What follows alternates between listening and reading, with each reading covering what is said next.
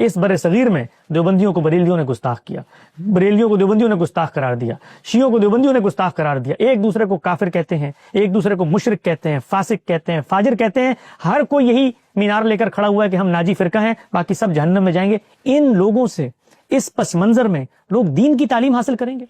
اور یہ لاٹھی لے کے اندھوں کی طرح ہانک کر ہر ایک کو کافر بنانے والے جنہوں نے ٹھیکہ لے لیا ہے، جس کو چاہے سنی بنا دے، جس کو چاہے سنیت سے خارج کر دیں۔ ان سے پوچھیں کس نے ٹھیکہ دیا ہے آپ کو؟ ایک مسجد کے امام ہیں، تنخواہ لینے والے امام، اور آپ پر 100 اثرات متاثر کر سکتے ہیں۔ ہم نے ساری زندگی دیکھا ہے، ساری زندگی دیکھا ہے۔ پیسہ آپ پر اثر انداز ہوتا ہے، زور آپ پر اثر انداز ہوتا ہے، سرکاری منصب آپ پہ اثر انداز ہوتے ہیں، چل چلاؤ عوام کا شور شرابہ آپ پہ اثر انداز ہوتا ہے۔ بہت کچھ معلوم ہے، میں کہنا نہیں چاہتا، مگر سوال یہ ہے کہ جس کو چاہے سنیت سے نکال دے، جس کو چاہے اسلام سے نکال دے، جس کو چاہے مشرک اور بدعتی بنا دے، اور اب آپ جس کو چاہے گستاخ رسول بنا دیں، جسے چاہیں مرتد بنا دیں، واجب القتل کر دیں، اور جو آپ سے اختلاف کی ایک بات کر ڈالے اسے بھی گستاخان رسول کا ساتھی بنا دیں اور عاشقان رسول کی صف میں ملا دیں۔ آپ کو کس نے صنعت دی ہے کہ آپ عاشقان رسول ہیں؟ انجینئر علی مرزا صاحب آج کل توہین رسالت کے مقدمے میں گرفتار ہیں، آپ کا اس بارے میں کیا موقف ہے؟ یہ جو 295C کا قانون ہے نا، یہ ایسا لگتا ہے کہ شدت پسند مولویوں کے ہاتھ میں دشمنی نکالنے کا ایک کھلواڑ بن چکا ہے۔ جب چاہو جس پہ چاہو توہین رسالت کا الزام لگاؤ اور عمر قید کی سزا کے لیے پھر جج پہ تھانے پہ دباؤ ڈالو، جج سزا نہیں سناتا تو اس کو قتل کی دھمکیاں، وکیل اس کو فیور کرتا ہے تو اس کو قتل کی دھمکیاں، کوئی اگر اس کے فیور میں بیان دے تو اس کو قتل کی دھمکیاں، کہ گستاخ کا جو ہے یار بھی غدار ہے اور گستاخ کا یار کو بھی قصبی سر قلم کیا جائے گا۔ یہ اس وقت پاکستان میں چل رہا ہے۔ مجھے ایسا لگتا ہے کہ اس قانون کی وجہ سے نا ایک دن کوئی بھی مولوی باہر نہیں ہوگا، سب ایک دوسرے پہ الزام لگا لگا کے سب ایک دوسرے کو اندر کر چکے ہوں گے، اور جو سیکولر لبرل لوگ ہیں جو حقیقی گستاخ ہیں وہ لائف کو انجوائے کر رہے ہوں گے، اور سارے مولوی ایک دوسرے پہ الزام لگا لگا کے، سارے مولوی نہ کہیں مذہبی اسکالر، سارے مذہبی اسکالر کہاں ہوں گے؟ اندر۔ اور یہ جو سب لوگ اس وقت خوشیاں منا رہے ہیں، جتنے لوگ اس وقت شادیانے بجا رہے ہیں اور نکلے ہوئے ہیں سڑکوں پہ اور ان کے چہروں کی خوشی دیکھنے کے قابل ہے، ان سب کو میں یہ پیغام دیتا ہوں کہ یہ جب بستی جلے گی تو سب کے گھر یہاں پر آئیں گے۔ آج یہ ہے، کل تم ہوگے، گویا یہ جنگ تمہاری تھی اور انجینئر صاحب کی تھی، تم بیچ میں رسول اللہ صلی اللہ علیہ وسلم کو لے آئے ہو، اس سے بڑا جرم کوئی نہیں ہو سکتا۔ اس لیے میں چاہتا ہوں یہ مسئلہ ہمیشہ کے لیے ختم ہو جائے۔ ہر ایک کو آپ نے ہوا بنا کے ڈرا رکھا ہے، ایک مذہب کے نام پہ دہشت گردی کی فضا قائم کر رکھی ہے۔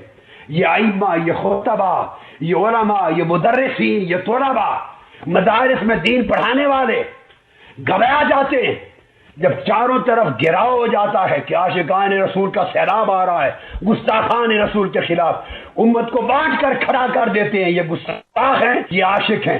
یہ ٹھیکہ کس نے دیا ہے آپ کو؟ کس نے آپ کو یہ اتھارٹی اور چابی دی ہے؟ کس نے سرٹیفکیٹ اور ڈگری دی ہے کہ آپ یہ کرتے پھریں؟ کسی کے پاس ٹھیکہ نہیں ہے، نہ آپ کے پاس نہ میرے پاس۔ اس کی اتھارٹی صرف خدا اور رسول کے پاس ہے، اور قرآن اور حدیث کے پاس ہے، اور قرآن اور حدیث کی اتھارٹی صرف سمجھی جا سکتی ہے ان اماموں کے ذریعے جن کے ذریعے یہ سارے علوم ہم تک پہنچے، ورنہ مقلد ہونا چھوڑ دیں، تقلید چھوڑ دیں، مذاہب چھوڑ دیں جو من میں آیا کرتے پھریں۔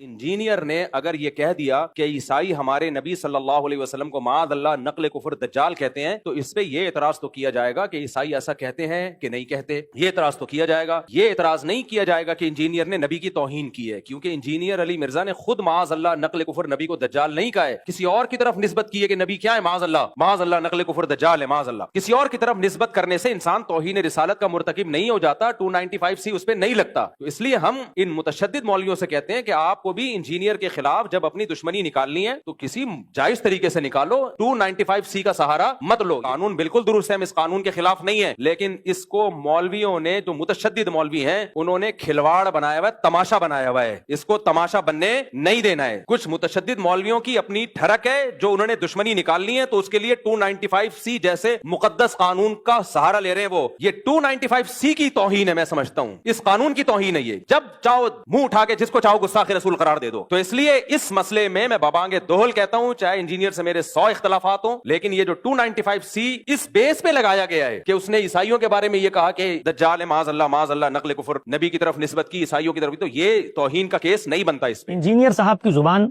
میں آپ کو اعتراض ہے, اخلاق میں اعتراض ہے, منہاج میں اعتراض ہے. آپ پوری زندگی ان کے اوپر تردید کی کتابیں لکھیں.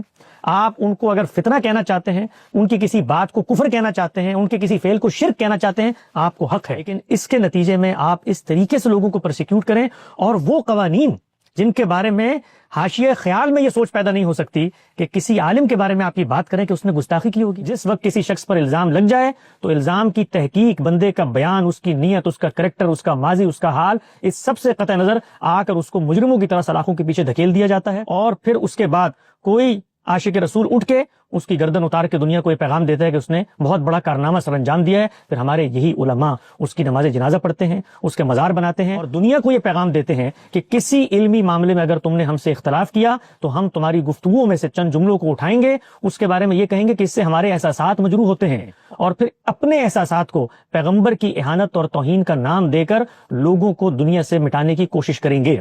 یہ سری پرسیکیوشن ہے, یہ فتنہ ہے. یہ قانون ایک سیاسی قانون کے طور پر استعمال کیا جاتا ہے.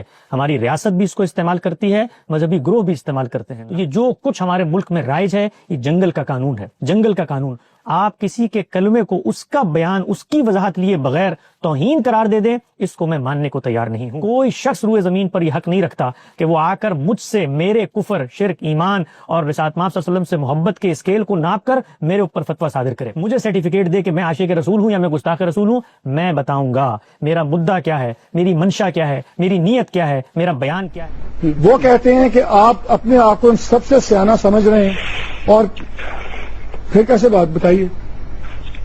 یہ جی کہ میں تو سوچ بھی نہیں سکتا, میں ایک طالب علم ہوں, اور جس طرح آپ نے طالب علمانہ سوالات کیے ہیں, میں نے اپنی طالب علمانہ معذورات پیش کر دی ہیں. مفتی صاحب کے لیے موضوع یہ تھا کہ وہ ہمیں یہ بتاتے ہم طالب علموں کو کہ دیکھیے قرآن مجید کی اس آیت کو سمجھنے میں آپ غلطی کر رہے ہیں. یہ حدیث صریح موجود ہے, کسی شخص کو آپ موت کی سزا دینے جا رہے ہیں. میں اب مزید آگے آپ سے یہ کہتا ہوں کہ قرآن صریح لفظوں میں یہ بیان کر رہا ہے کہ موت کی سزا صرف 2 جرائم میں دی جا سکتی ہے. قرآن کے الفاظ یہ ہیں کہ انہو من قتل نفسا بغیر نفس و فساد فی الارض فکانما قتل الناس جمیعا. صرف 2 جرم ہیں جن میں تم کسی شخص کو مار سکتے ہو. ایک یہ کہ اس نے کسی کو قتل کر دیا ہو, دوسرے یہ کہ اس نے کسی فساد کا ارتکاب کیا ہو. آپ حدیث پر جائیں گے تو بڑی مشہور روایت ہے جس میں یہ بیان کیا گیا ہے کہ وہ کیا جرائم ہے جن میں قتل کی سزا دی جا سکتی ہے.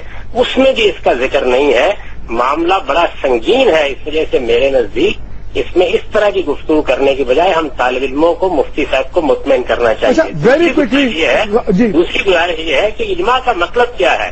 میں گزارش کر رہا ہوں فقہ اسلامی میں بھی یہ سزا اس طرح موجود نہیں ہے. میں یہ پوری ذمہ داری کے ساتھ عرض کر رہا ہوں کہ فقہا نے اس کو الگ جرم کی حیثیت سے کسی جگہ بیان نہیں کیا. وہ اصل میں اس کو ارتداد کے تتمے کے طور پر بیان کرتے ہیں. وہ یہ کہتے ہیں کہ ارتداد کی سزا قتل ہے, لہذا جب کوئی شخص رسالت آپ صلی اللہ علیہ وسلم کے معاملے میں اس طرح کی جسارت کرتا ہے تو وہ مرتد ہو جاتا ہے. یعنی الگ سے اس جرم کو وہ بیان ہی نہیں کر رہے. اس وجہ سے اجماع کہاں سے واقع ہو جائے گا. اچھا, ویری کوئکلی غامدی صاحب 10 سیکنڈ کائنڈلی یہ مجھے بتائیں, آپ کے خیال میں کیا ہم امینڈمنٹ کر سکتے ہیں اس قانون میں کہ یہ قانون بھی رہے, یہ کسی کی مجال بھی نہ ہو گستاخی کرے, اور جو اس کا ابیوز ہے وہ بھی رک جائے؟ کیا یہ ممکن ہے کہ قانون ہی ختم کرنا پڑے؟ ممکن ہے. میرا خیال یہ کہ اس قانون کا جائزہ لینا چاہیے, اس کو فقہ اسلامی کی روشنی میں بھی دیکھنا چاہیے, قرآن و سنت کی روشنی میں بھی دیکھنا چاہیے, اور اس کے بعد اس قانون میں ایسی ترمیم کر دینی چاہیے جس میں اس کا غلط استعمال ختم ہو جائے.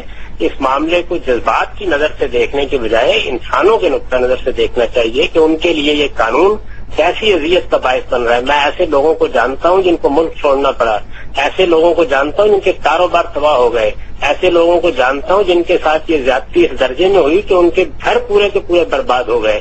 تو یہ معاملہ ہم اگر اس طریقے سے کریں گے تو یہ چیز رسالت مآب صلی اللہ علیہ وسلم کے احترام کا باعث نہیں بنے گی. رسالت مآب صلی اللہ علیہ وسلم کی ذات اس سے بہت بلند ہو چکی کہ کوئی شخص دریدہ دہنی سے کام لے زمین و آسمان اس پر لعنت کریں گے. اس کے لیے ہمیں ایسا قانون بنانا چاہیے کہ جس میں نبی صلی اللہ علیہ وسلم ہمارے پیغمبر اور وہ ہستی کہ جس کے اوپر ہمارے جان و مال سب قربان ہوں ان کی عزت و احترام بھی ملحوظ رہے اور کسی کے ساتھ بہت شکریہ.